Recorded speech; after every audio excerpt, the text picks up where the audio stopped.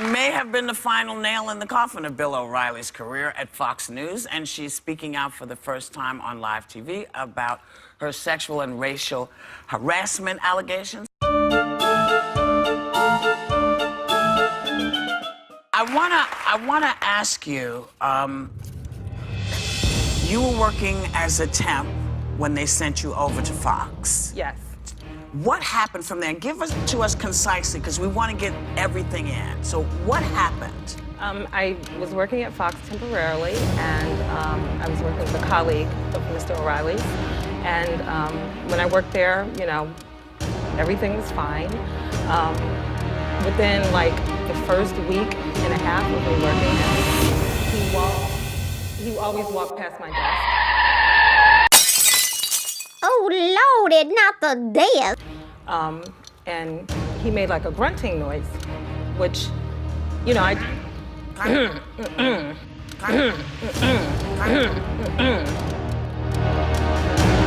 As time went on, I noticed every time he walked past my desk, if no one was around, he would make that noise. He wasn't speaking to me. It wasn't like he was saying hi. Everyone else said hi to me. So, let me get this straight. So now when a man decides not to talk to you or say hello to you because you're so fucking entitled, that's harassment. Honey, pull up your big girl panties, because that's all you have, and grow up.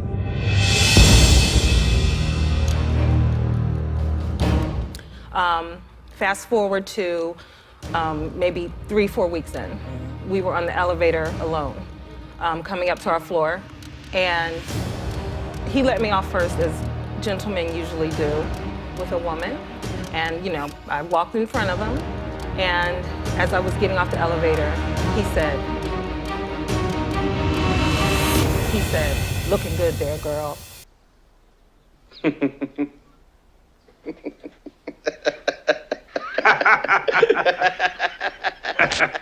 The hairs rose on the back of my neck. One of the worst catastrophes in the world of the humanity. It was embarrassing. Please welcome Perquita Burgess and her attorney, Lisa Bloom. Perquita Burgess, Perquita Burgess, Perquita Burgess.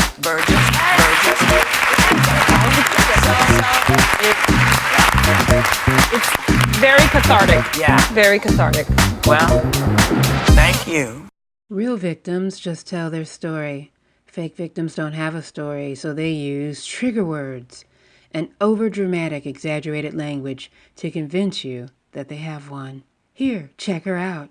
I'm just gonna say a couple weeks later, I am sitting at my desk, and he would always come around my desk, leer at me, look me up and down. I could feel like he was looking at my cleavage, you know, making me uncomfortable.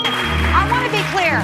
This was a targeted effort by a small group of women, including my other accusers, Perquita and me, to bring down Bill O'Reilly. And that was an important part of our legal strategy to bring him down. This is what women can do if we stick together, if we have a plan.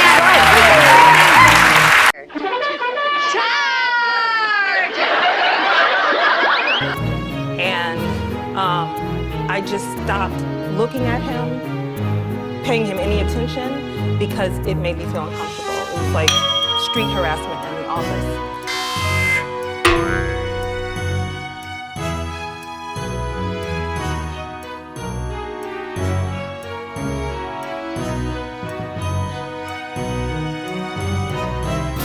Gobble, gobble.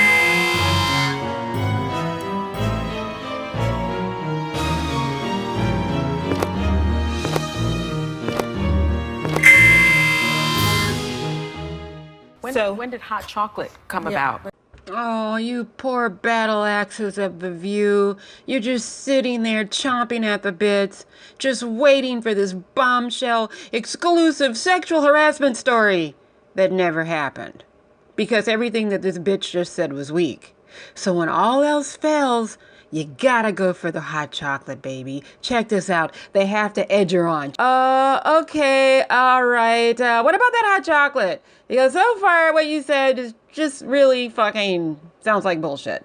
So what about that hot chocolate? One day he walks past my desk. I remember it was like after lunch, whatever. I went downstairs in the plaza, and I'm just sitting there minding my business, and he walks past and says, "Hey, hot chocolate." But he didn't look at me when he said it. And I was like, I didn't respond. I was mortified. I was mortified. I was mortified. Because not only was it sexual, I took that as a very plantational remark. Sexual? Plantational? What plantation would this be? Oh, wait a minute, I get it. Hey, y'all better work harder now, you hot chocolates. Y'all hot chocolates better get to work. Was said at no plantation ever. Bitch, you're reaching. Such a blatant Trigger word. person with such a high Trigger profile, word.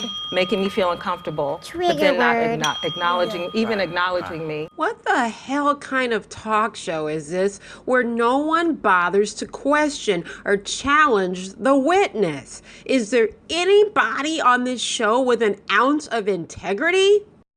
When this happened, did you report any of it to anyone within Fox or at the temp agency? Or?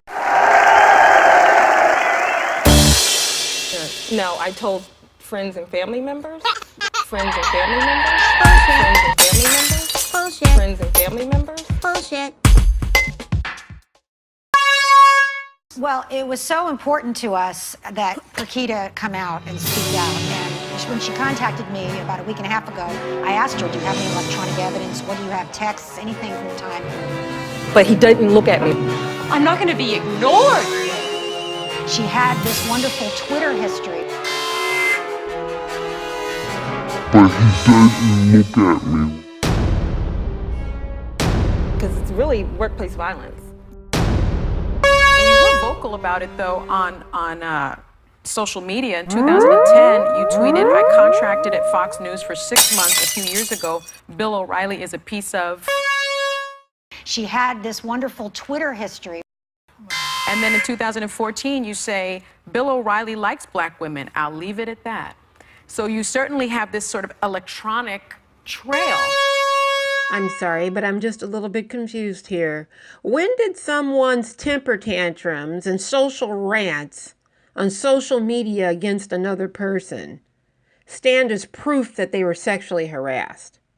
Okay, I could go on Twitter right now and say, "Ooh, gee, Bradley Cooper sexually harassed me." And that makes it true because I fucking wrote it on social media? Are you kidding me? If anything, these tweets make her look bad. They don't help her. They make her look bad. Because you know what I don't see in those tweets? I don't see, "Gee, I'm uncomfortable. I'm mortified." You know what I don't see in those tweets? I don't see anything in there specific that says, "Gee, this man sexually harassed me." I see an angry bitch having a temper tantrum on social media. I see somebody who obviously dislikes and hates the man. If anything, this makes her look like exactly what she is, not credible. Perquita, there are people who are skeptical and think you are piling on. Why did you decide to come out now after nearly 10 years? I want to be clear. This was a targeted effort to bring down Bill O'Reilly.